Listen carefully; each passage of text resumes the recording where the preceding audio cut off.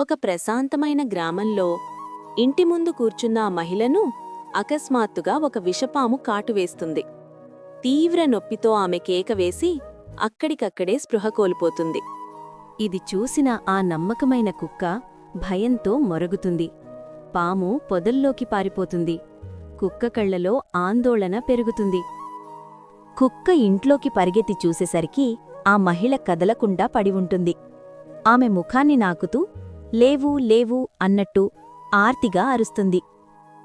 అదే సమయంలో అదే పాము మళ్లీ వచ్చి ఒక కుక్కపిల్లను తన గూట్లోకి లాక్కెళ్తుంది.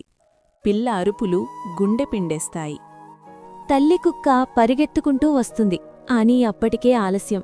తన పిల్లను కోల్పోయిన బాధలో ఆ కుక్క హృదయ విదారకంగా అరుస్తుంది.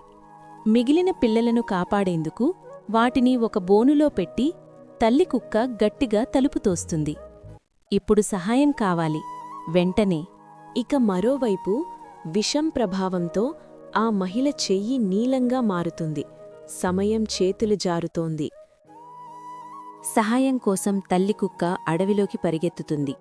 అలసట, భయం, కాని ఆశ మాత్రం ఇంకా ఉంది. ఎత్తైన కొండపై గద్దల రాజును చూసి తన బాధంతా తన చూపులతో వివరిస్తుంది కుక్క. ఆ గద్ద కళ్లలో కరుణ మెరుస్తుంది. గద్ద ఒక మాయమందును కుక్కకిస్తుంది. వెళ్ళు, ప్రాణాలు కాపాడు అన్నట్టు ఆకాశంలోకి ఎగిరిపోతుంది. ఇదే సమయంలో పాము మళ్లీ బోను దగ్గరకు వచ్చి కుక్కపిల్లలపై దాడి చేయబోతుంది. పిల్లల అరుపులు ఆకాశాన్ని చీలుస్తాయి.